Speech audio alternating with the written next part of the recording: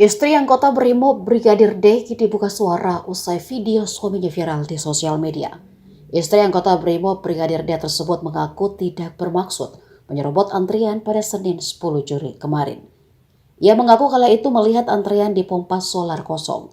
Padahal kenyataannya ada sopir truk trailer yang sudah mengantri sedari tadi. Karena truk trailer tersebut mempunyai bodi yang panjang, maka harus mengambil posisi yang agak menjauhi pompa sehingga antrian terkesan lowong.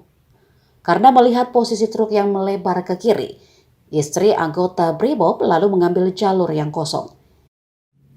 Awalnya istri Brigadir D berpikir kalau sopir truk tersebut akan mengalah kepadanya. Ia lalu memajukan Fortunernya dan menyerobot antrian. Namun karena tidak terima, sang sopir mulai merekam dirinya dari balik kemudi. Ia kemudian memajukan mobilnya yang ternyata diikuti sang sopir truk. Menurut istri Brigadir D, sopir-sopir truk yang lain lalu turun dan mendekat ke arah mobilnya. Merasa panik, istri Brimob lalu menelpon suaminya agar datang ke lokasi kejadian. Menurutnya suaminya sudah berbicara baik-baik dengan para sopir truk. Suaminya juga sudah meminta penyelesaian baik-baik di lokasi, tapi malah ditinggal pergi para sopir itu.